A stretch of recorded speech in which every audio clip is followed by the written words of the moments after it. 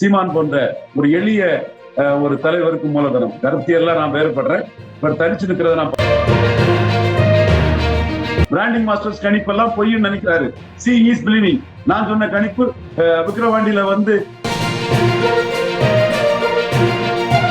அவருக்கு எதிராக எதுவும் பேசாம ரொம்ப முக்கியமானவர், இந்தியாவிலே முக்கியமானவர், அவரோட ஒவ்வொரு பேச்சுகளும் நான் முதல்வராகி எல்லா பணிகளும் செய்வதும் அந்த எளிய மக்களின் ஒரு தலைவராக இதுவரை சீமானை பற்றி நான் சொன்ன எதுவுமே தவறாகல. 2020க்கான ப்ரெடிக்ஷனை நான் 24லே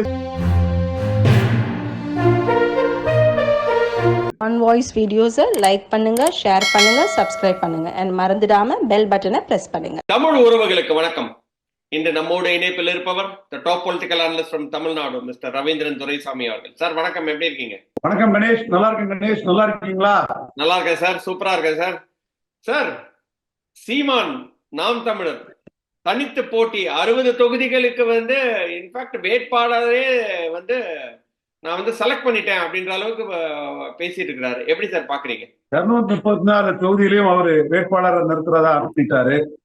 எனக்கு கிடைத்த தகவல் படி 16 பரையர் சமூகத்தை அவரை பொது தொகுதியில அவரு நிறுத்துறாரு. ஒரு நிறுவனம் ரெட்டிங்கிற ஒரு நிறுவனம் எந்தெந்த தொகுதியில இருக்கிறது அவங்களுடைய சஜஷன்ஸை கொடுத்திருக்காங்கன்னு கேள்விப்பட்டேன். அதே போல 10 முத்திரையர்களை 10 முத்திரையர்களை வேட்பாளராக நிறுத்தணும்னு முடிவு பண்ணி 7-8 பேர்களை எந்த தொகுதின்னு அவர் முடிவு பண்ணிட்டாலும் தெரியுது. கன்ஷிராம் நிஷ்குமார் ஒரு சமூக நீதி பற்றி தமிழ் மண்ணில கட்டணங்கிறதுல அவர் போறாரு. இன்னும் சொல்ல போனா அதுல நாவித போயர் போன்ற சமூகங்களுக்கும் டிக்கெட் கொடுக்கணுங்கிறது ஒரு முடிவெடுத்து ஒரு சமூக நீதி புரட்சி அணியாட்டு 214 தொகுதியிலும் வேட்பாளரை நிறுத்த முடிவெடுத்ததாட்டி எனக்கு தகவல்கள் சொல்லுது. அதைத்தான் அவர் செந்துறை கூட்டத்திலே தெளிவா வண்ணார், நாவிதர், குயவர், போயர், ஒட்டர் நான் சொல்லுவேன் இல்லையா, வேட்டுவ கவுண்டர், ஊராளி கவுண்டர், ருட்டிய நாயக்கர், மருத்துவர், மங்களம், குடும்ப கவுண்டர், தென் முக்குவர், பரதவர், பரதவராஜகுல மீனவர், செம்படவர், ஆண்டி பண்டாரம், ஜங்கம்னு நாம் ஒரு லிஸ்ட் ஆஃப் தாழ கிடப்பாரை தற்காப்பதே தர்மம்னு கவுண்டர் வழியில செயல்படணும்னு எங்க அண்ணன் ரஜினிகாந்த் எதிர்பார்த்தேன்னு சொன்னான் இல்லையா, அந்த பாதையில அவரு 5வது முறை தனிச்சு நிற்கும் போது சமூக நீதி புரட்சி அணிக்கான விதைய ஊனி அதற்கான இதுல அவரு தயாரிப்பு வேலைகளில் ஈடுபடுறாருன்னு தெளிவாக தகவல்கள் சொல்லுது. இதை நிரூபிக்கும் வகையில திமுக, அதிமுக ஜாதிவாரி கணக்கெடுப்பு நடத்த மாட்டாங்க. நான் முதலமைச்சராகி ஜாதிவாரி கணக்கெடுத்து செங்குந்தர், முத்தரையர், யாதவர், விஸ்வகர்மா போன்ற லெஸ் பவர்ஃபுல் ஓபிசிக்கு இதெல்லாம் நான் சமூக நீதியை வழங்குவோம்லாம் பேச ஆரம்பிச்சிட்டாரு.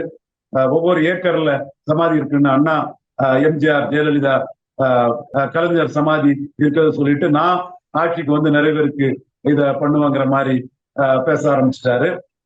தென் இந்த மாதிரி அவரோட ஒவ்வொரு பேச்சுகளும் நான் முதல்வராகி எல்லா பணிகளும் செய்வதும் அந்த எளிய மக்களின் ஒரு தலைவராக தன்னை முன்னிறுத்தி அவர் பேசுறாரு. வீரப்பன் கொள்ளக்காரன்னா கருணாநிதிக்கும் ஜெயலலிதாவுக்கும் என்ன பேருங்கிறத கேட்கிறாரு. சமஸ்கிருதம் பாராளுமன்ற கட்டிடத்துல இருக்குது, ஏன் தமிழ் இல்லைன்னு கேட்கிறாரு. அவருடைய அரசியல் 214 தலித்துங்கிறது தெளிவாயிட்டு விஜய் கூட்டணியில இல்லைங்கிறதையும் அது தெளிவா சொல்லிட்டாரு. ஒரு ரிப்போர்ட்டர் கூட நீ கட்சியில சேருங்க, உனக்கு டிக்கெட் தாரன்னு மறைமுகமா இண்டிகேட் பண்ணி பேசுறாரு. சோ 234 நாம் தமிழர் தனித்து போட்டிங்கிறதுல 5வது முறையும் தனித்து போட்டிங்கும் போது அவருக்கு மக்கள் மத்தியில் ஒரு நம்பிக்கை வரும். அந்த நம்பிக்கை தான் சீமான் போன்ற ஒரு எளிய ஒரு தலைவருக்கு மூலதனம். கருத்தியெல்லாம் நான் வேறுபடுறேன். தனிச்சு நிற்கிறத நான் பாராட்டுறேங்கிறத தொடர்ந்து சொல்லிட்டு இருக்கிறேன். இப்பவும் அவரு தனிச்சு நிற்கிறங்கிற உறுதியான நோக்கத்தோடு கடுமையா உழைச்சிட்டு இருக்காரு, மக்களை சந்திச்சுட்டு இருக்காரு. 60 தொகுதி யார் யாரை போடணும்னு ஐடென்டிஃபை பண்ணிட்டாரு. 214க்கும் ஐடென்டிஃபை பண்ணி அவர் களத்துக்குள்ள வருவாரு. கன்ஷிராமோட இருந்த அம்பேத் ராஜன் 2 முறை ராஜ்யசபாவா இருந்தவர், ஆபீசர் ஆன் ஸ்பெஷல் டியூட்டியா மாயாவதி யூபி சீஃப் மினிஸ்டரா இருந்தவர்.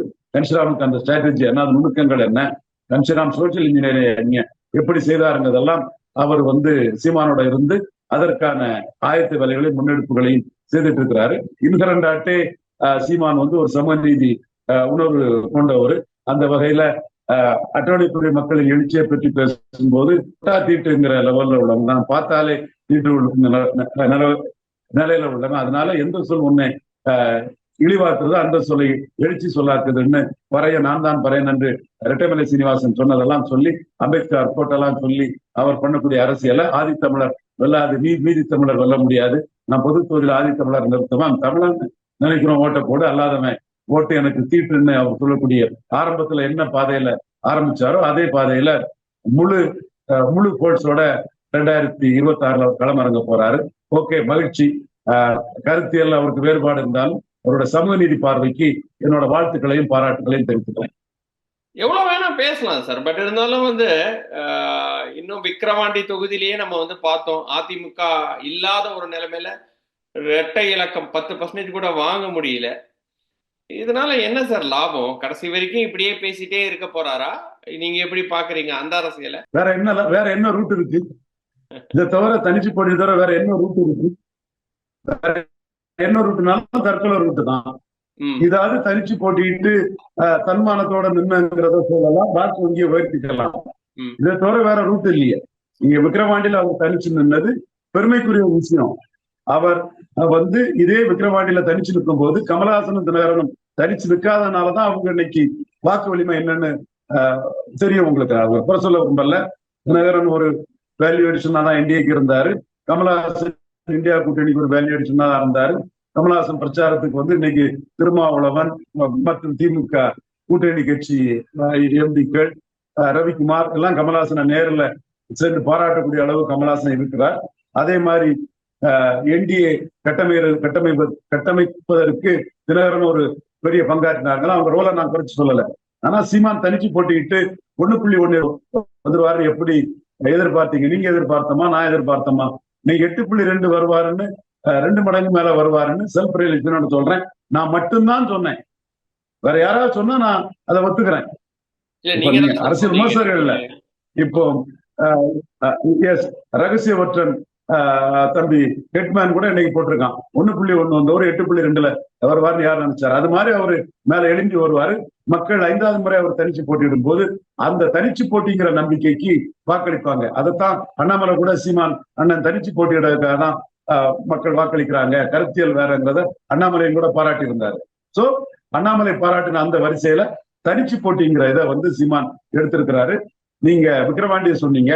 விக்கிரவாண்டியில களத்துக்குள்ள வராத எடப்பாடி பழனிசாமி நாங்குநேரி விக்கிரவாண்டியில முன்பு களத்துக்குள்ள வராத கமலஹாசன் தினகரன் மாதிரி 26ல பாதிக்கப்பட வாய்ப்பு இருக்குது. எந்த இடைத்தேர்தல்னாலும் தெளிவாக துணிச்சலாக என்ன ரிசல்ட்னாலும் தனிச்சே நிற்பன்னு சொல்லக்கூடிய சீமான் மக்கள் நம்பிக்கையை கூடுதலா பெற வாய்ப்பு இருக்குது. அந்த மக்களவை தேர்தல் முடிவுக்கு பிறகு 5.5 எனக்கு குறைவு என்று தினகரன் நினைத்ததாலும் 3.7 எனக்கு குறைவு என்று கமலஹாசன் நினைத்ததாலும் தான் அவர்கள் அதற்கு பிறகு வெள்ளூர் இடைத்தேர்தலிலும் ஆம்பூர் வாணியம்பாடி இடைத்தேர்தலிலும் விக்கிரவாண்டி நாங்குநேரி இடைத்தேர்தலிலும் அவர்கள் புறக்கணித்தார்கள், களத்துக்குள்ள வரல. அதுதான் சீமான களத்துக்குள்ள நின்று நாங்குநேரியில அவரு மிக மோசமான வாக்கெடுத்த போதிலும் அவர் திரும்ப நாங்குநேரில 10% வாக்கெடுத்தாருன்னா இவர் தொடர்ந்து போராடுவார். இவரை நம்பலாம். இவர் வாக்கெடுத்து அதை வியாபாரம் பண்ணதுக்கு வரல. இன்னைக்கு 8.2% வாக்குன்னா 2000 கோடிக்கு சமம். மார்க்கெட் ரேட்டு 2000 கோடி, சந்தேகமே இல்லை. அப்படிப்பட்ட ஒரு சூழ்நிலையில இவர் மக்களை நம்பி தனிச்சு நிற்கிறாருங்கிறதான் மக்கள் மத்தியில சீமானுக்கு ஒரு பெரிய வரவேற்பை கொடுத்திருக்குது. அந்த அடிப்படையில அவர் தனிச்சு நிற்கிறாரு. நானே சொன்னேன், மக்களவை தேர்தலில் 2 மடங்கு வந்தாருன்னா சட்டமன்ற தேர்தலில் பெரிய அளவுக்கு வருவாருன்னு நான் சொன்னேன். அணி அமைஞ்ச பிறகு எந்த அளவுக்கு ஜம்ப் பண்றாருன்னு நான் சொல்றேன். ஆனா இந்த சமூக நீதி புரட்சியை early bird will catch the பிளேன்னு ஆரம்பத்திலே அவர் சொல்லி அந்த அணிக்குள்ள போகும்போது அவர் இதுல உறுதியானவர், நம்பகத்தன்மை உள்ளவர்னு தமிழ்நாட்டுக்குள்ள அரசியல் அதிகாரம்னா பகுதி பெரும்பான்மை சமூகங்கள் மத்தியிலுமே குவிஞ்சு இருக்குது. பரவலாக வாழக்கூடிய சமூகங்களுக்கு அரசியல் அதிகாரம் இல்லை என்பதை சீமான் புரிஞ்சுக்கிட்டாரு. இதுல இயல்பாட்டே அவர்கிட்ட ரத்தத்துல ஊறின சமூக நீதி உணர்வு, ஐயா வைகுண்டரின் உணர்வு அவருக்கு இருக்கிறதுனால இதை முன்னெடுத்து அவர் செய்யறாரு, போல்டா செய்யறாரு. அந்த வட தமிழகத்துல ஒரு கூட்டத்துல பறையதானடா அடிக்க சொன்னேன், ஒன்னையாடா அடிக்க சொன்னேன்னு தைரியமா கேட்டாரு. இந்த மாதிரிப்பட்ட அவருடைய இதுவரை அவரு சேர்த்து வச்ச முதலீடுகள் இன்வெஸ்ட்மெண்ட் 2026 அவருக்கு அறுவடையாட்டு பெரிய அளவுக்கு வரும்னு நான் எதிர்பார்க்கிறேன். பொறுத்திருந்து பார்ப்போம். இதுவரை சீமானை பற்றி நான் சொன்ன எதுவுமே தவறாகல. 2020க்கான ப்ரெடிக்ஷனை நான் 24 சொன்னேன். 26 களம் அமையும் போது தெளிவாக கணேஷ் கிட்ட தெளிவாக நான் கூறுகிறேன். அதுவும் கரெக்டா வரக்கூடிய அளவுக்கு கிரவுண்ட்ல இருந்து நான் அதை பார்த்து நான் உங்கள்கிட்ட சொல்றேன். தனிச்சு போட்டியிடக்கூடிய அந்த முடிவுங்கிறது பாராட்டத்தக்க முடிவு. அதுவும் சமூக நீதி புரட்சி சீமான் முன்னெடுப்பது வந்து மிகவும் பாராட்டத்தக்க.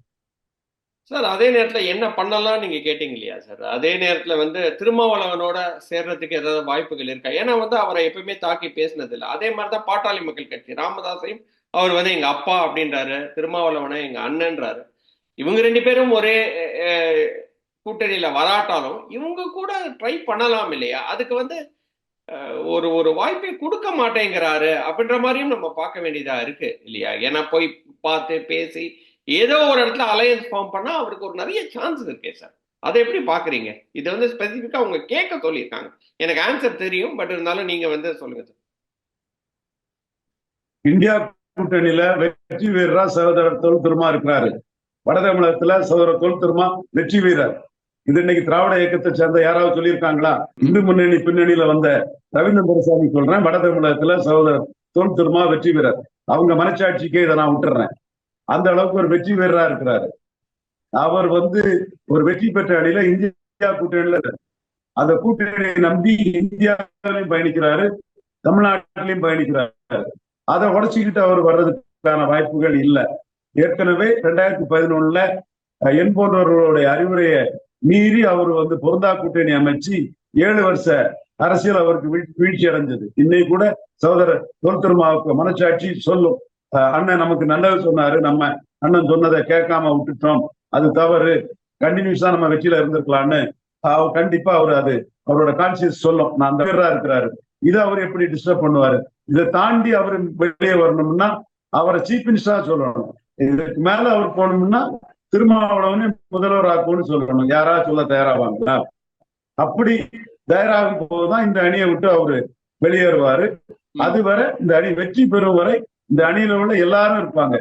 இன்னைக்கு வந்து 22 எம்பிக்களை வச்சுக்கக்கூடிய மு.க. ஸ்டாலினுக்கு மோடி ஒரு முக்கிய, சோனியா, பிரியங்கா, கார்கே, ராகுல் எல்லாரும் கோழி அமுக்கி பிடிக்கிற மாதிரி அவருக்கு வாழ்த்து தெரிவிச்சு அவருக்கு எதிராக எதுவும் பேசாம ரொம்ப முக்கியமானவர், இந்தியாவிலே முக்கியமானவர், தமிழ்நாட்டிலே முக்கியமானவர்னு மு.க. ஸ்டாலினை வந்து அவங்க அப்படியே நின்று கைகோர்த்து நின்று அவரை எங்கேயும் போக விடாம எங்க கூட தான் நிற்கணும்னு இறுக்கி பிடிக்கிறாங்க. இது உண்மை. நம்ம யதார்த்தத்தை மீறி நம்ம ஆசையை பேசி அர்த்தம் இல்லை. சோ அந்த அணியோட அந்த அணி கூட 40% கேரண்டி. அது கூட திருமாவளவன் நிற்கும் போது 40க்கு மேல வருது. சோ வேற யாரும் 40க்கு மேல வந்துவிட முடியாது. வெற்றி உறுதிங்கிற லெவல்ல சகோதரர் தொல் திருமா அங்க இருக்கிறாரு. வெற்றி பெறது வரை அவர் அந்த கூட்டணியில தான் இருப்பாரு. அடுத்தால டாக்டர் ஐயா சொன்னீங்க. டாக்டர் ஐயா என்டிஏல இருக்கிறாப்ல. என்டிஏல அவரு செட்டில் ஆயிட்டாரு. என்டிஏ இல்ல இந்துத்துவ ஏற்றுக்கொண்ட வன்னியர்கள் தான் என்டிஏக்கு ஓட்டு போட்டிருக்காங்க. என்டிஏ பொறுத்தவரை 10 எம்பி வாங்கினாரு. என்டிஏல அவருக்கு வந்து வட தமிழகத்துல அவருக்கு ஸ்ட்ராங்கான ஒரு 45 தொகுதிகளை கூட கேட்டாலும் மோடி, அமித்ஷா, அண்ணாமலை வந்து அவருக்கு கொடுக்கலாம். அவர் கூட்டணிக்கு மஸ்ட். அவருக்கு வேண்டிய தொகுதிகள் எல்லாம் ஜெயங்கொண்ட சோழபுரம், இது குன்னம், ஜெயங்கொண்டம், எல்லா தொகுதிகளுமே அவர் கேட்கிற தொகுதியை எடுத்துக்கிட்டு அவருக்கு வாக்கு பலம் உள்ள அத்தனை தொகுதிகளும் எடுத்துக்கிட்டுன்னு அவர் சொல்றதுக்கு தயாரா இருக்கிறாங்க. சோ அந்த இடத்துக்குள்ள அவரு என்டிஏக்குள்ள நின்று மீண்டும் வந்து ஒரு அரசியல் அதிகாரம், வெற்றி, அதெல்லாம் அப்படி கன்சிஸ்டண்டா நின்று போகணுங்கிற எண்ணத்துல இவரு அன்புமணியே சொல்லிட்டாரு. என்டிஏ கேண்டிடேட்டை அறிவிக்கக்கூடிய ஒரு வாய்ப்பையும் வந்து விக்கிரவாண்டியில வந்து அண்ணாமலைக்கு அவர் கொடுத்தார். அதுலயும் அவரு 29% வாக்குகள் எடுத்தாப்புல. இதுதான் விக்கிரவாண்டியில வந்து என்டிஏ வந்து பலப்பட்டதுக்கான ஒரு ஆதாரம். இந்தியா கூட்டணியும் பலப்பட்டு நிற்குது. இதை தாண்டி எடப்பாடி வந்து ஓட் டிரான்ஸ்பரிங் கெப்பாசிட்டி இல்லாதவர்னு விக்கிரவாண்டியில நிரூபிக்கப்பட்டது. நான் நடிகர் விஜய் அவர்களின் மனச்சாட்சி கேட்கிறேன். உங்களை தவறான ஆலோசகர்கள் வந்து கள்ளச்சாரியா இதுக்காக கள்ளக்குறிச்சி கூட்டிட்டு வந்தாங்க. நீங்க நினைச்சது என்ன? கள்ளக்குறிச்சியில திமுக பாதிப்படைன்னு நினைச்சீங்க. மனச்சாட்சி படி சொல்லுங்க, நீங்க நினைச்சீங்களா இல்லையா? என்ன நடந்தது? முன்ன விட 25% வாக்குகள் திமுக அங்க அதிகம் பெற்றது. இடைத்தேர்தல் தான் என்றாலும் 25% வாக்கு அதிகம் பெற்றது. நீங்க என்ன நினைச்சீங்க? நீங்க கள்ளக்குறிச்சி சாராய சாவை பார்த்துட்டீங்க. அப்ப இந்த அரசுல கள்ளச்சாராய சாவு நடக்குது, அதனால மக்கள் போலிங் பூத்துக்கு வரமாட்டாங்கன்னு நீங்க நினைச்சீங்க. முன்ன விட அதிக வாக்குகள் திமுக கழகத்துக்கு உதயசூரியன் கிடைச்சது. நீங்க என்ன நினைச்சீங்க? நம்ம யாரையும் ஆதரிக்கல. அப்போ நம்ம அபிமானிகள் எல்லாம் நோட்டாவுக்கு ஓட்டு போட்டு நோட்டா எக்கச்சக்க ஓட்டு எடுத்துறோம், விஜய்க்கு செல்வாக்கு என்னன்னு நோட்டா காட்டிடுறோம் நீங்க நினைச்சீங்க. ஆனா நோட்டா வந்து முன்னோட குறைஞ்ச ஓட்டு எடுத்துடுச்சு. அப்போ விஜய் இன்ஃபுளுன்ஸ் பண்ணி அங்க விக்கிரவாண்டியில யாரும் ஓட்டு போடுறதுக்கு இல்லைன்னு பலம் நிரூபிக்காத விஜய் மையமா வச்சு யாரும் விக்கிரவாண்டியில ஓட்டு போட இல்லைங்கிறது அது நிரூபணமாச்சு. அடுத்தபடியா 35% பலம் நிரூபிச்ச எடப்பாடிக்கு ஓட்டுல 25% கிட்ட ரெட்டை ஓட்டு உதயசூரியனுக்கே போயிட்டு, 10% வன்னியர் ஓட்டு மாம்பழத்துக்கே போயிட்டு, சீமான் எடப்பாடி நம்பி எப்படி அரசியல் பண்ண முடியும்? எடப்பாடி ஓட் டிரான்ஸ்பரிங் கெப்பாசிட்டி இல்லாத எடப்பாடி நம்பி எப்படி அரசியல் பண்ண முடியும்? சோ விக்கிரவாண்டி பாடம் சீமான் கண்ணை திறந்தது. உங்களுக்கு நான் விக்கிரவாண்டி பெர்சன்டேஜ் சொன்னா மக்களவை தேர்தல் பெர்சன்டேஜ் சொன்னேன், 2 மடங்கு வருவாரு, அது அவரை அசம்பிளிலையும் தூக்கி நிறுத்தும். விக்கிரவாண்டியில சீமானுக்கு பெர்சன்டேஜ் சொன்னா எல்லாரும் சொன்னாங்க, தமிழ் தேசியர்கள் எல்லாம் சீமானுக்கு பெர்சன்டேஜ் ரொம்ப வரும்னு சொன்னாங்க. நான் சொன்னா நான் சகோதரர் தான், நான் சொன்னா எங்கேயாவது எடுத்துக்காட்டு போலரைசேஷனுக்கு தான் வாய்ப்பு பண்ணேன். அப்ப நான் சொன்னது கரெக்ட்னு சகோதரர் சீமான் நினைக்கிறாரு. சீமானை பற்றி என்னுடைய கணிப்பு கரெக்ட்னு நினைக்கிறாரு. பிராண்டிங் மாஸ்டர்ஸ் கணிப்பு எல்லாம் பொய்ன்னு நினைக்கிறாரு. C is believing. நான் சொன்ன கணிப்பு விக்கிரவாண்டியில வந்து தெரிஞ்ச பிறகு சீமான் அதை உறுதின்னு நம்புறாரு. யங் சூப்பர் ஸ்டார் சிவகார்த்திகேயன் சொல்றாரு. சிவகார்த்தியன் வந்து தன் மேடைகள்ல வந்து தம்பி சிவகார்த்தியன் அதை ப்ரொஜெக்ட் பண்றாரு. தனக்கு அந்த தேர்தல் களத்துல அரசியல் சாராம அன்பா வந்து நின்ன சிவகார்த்தியனை ப்ரொஜெக்ட் பண்றாரு. விஜய் அதுல ஏமாத்திட்டதா கருதுறாரு. விஜய்க்கு செல்வாக்கு இல்லைன்னு கருதுறாரு. சோ எடப்பாடிக்கு டிரான்ஸ்பர் கெப்பாசிட்டி இல்லைன்னு கருதுறாரு. சோ அவர் வந்து 234 தனிச்சு போட்டிட்டு 5வது முறையும் தனிச்சு போட்டிங்கிறதுல தெளிவா போறாரு. இதெல்லாம் அவருக்கு தெரியாம போகல, புரியாம போகல. ரவீந்திரன் துரைசாமியோட கருத்துங்கிறது கொள்கை அடிப்படையில ரவீந்திரன் துரைசாமிக்கு கொள்கை வேற, அவருக்கு கொள்கை வேற. ராவணன் தமிழ் பெரும்பாட்டம் பாரு, நான் ராவணன் பிராமணம் பாரு. என்னோட பிலீஃப் நான் சொல்லுவேன். யாதவ்னு சொல்லுவேன், அவர் போனாருன்னு சொல்லுவாரு. இப்படி 1000 விஷயம் அவருக்கு எனக்கும் கொள்கை ரீதியா மாறுபட்டு இருந்தாலும் எங்க அண்ணன் என் நன்மைக்கு சொல்லுவான். அதை என் மேல அவருக்கு நம்பிக்கை உண்டு. அப்போ அவர் சகதேவ மாதிரி எங்க அண்ணன் எதிரிக்கே நல்லது சொல்லக்கூடியவன். எனக்கு என்ன மோசமா சொல்லுவான், அவன் சொன்னா அதுக்கு ஒரு வெயிட்டேஜ் கொடுக்கணும், அவனுக்கு ஒரு மரியாதை கொடுக்கணுங்கிறது சீமானுக்கு தெரியும். சோ 234 5வது முறை நிற்கிறது தான் சீமானுக்கு பலம். நான் இப்ப சொல்லல, 2024 மக்களவை தேர்தலுக்கு முன்னே நான் சொன்னது. இது எல்லாத்துக்கும் தெரியும். உங்க தொலைக்காட்சியிலேயே நான் உங்க வெப்லயே நான் சொல்லியிருக்கேன் கணேஷ். ரொம்ப ரொம்ப நன்றி நம்மளோட கொஸ்டின்ஸ் எல்லாம் ஆன்சர் பண்ணதுக்கு. I know it is late in the night. Thank you so much sir. இன்னொரு வீடியோவில் சந்திக்கிறேன் திரும்பியும். அதுவரை நன்றி, வணக்கம். வணக்கம். ஆன் வாய்ஸ் வீடியோஸை லைக் பண்ணுங்க,